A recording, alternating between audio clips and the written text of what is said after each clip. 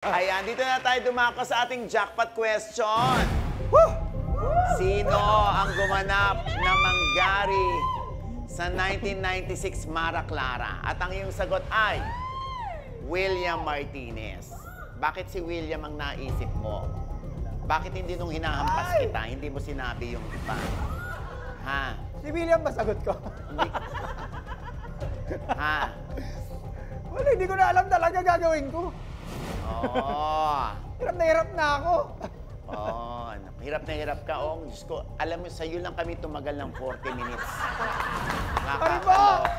Ang hirap pala nitong feeling na to. Na-edit na po ito, ha? Pero 40 minutes po kami kanina sa jackpot round. Nakakaloka.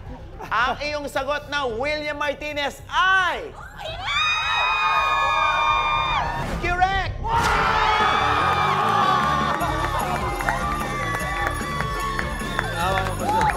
Ano nangyari?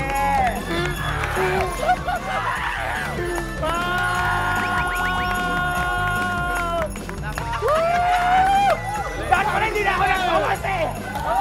Taong 1996 sa kalagitnaan ng pag-ere ng teleserye nilang Mara Clara ay naaksidente ang orihinal na gumanap kay Manggari na si Erwel Tongko.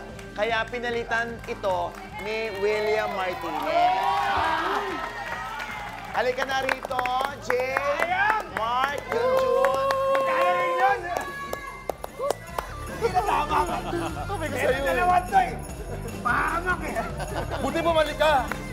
Makakalap pala ako eh. Buti bumalik ka. Ayan, Diyos ko. Ewan ko dito kay Paolo. Ano bang nangyari, Paolo? Dapat pa hindi na ako nagpalit eh. Oh, nag-William Martinez ka na eh.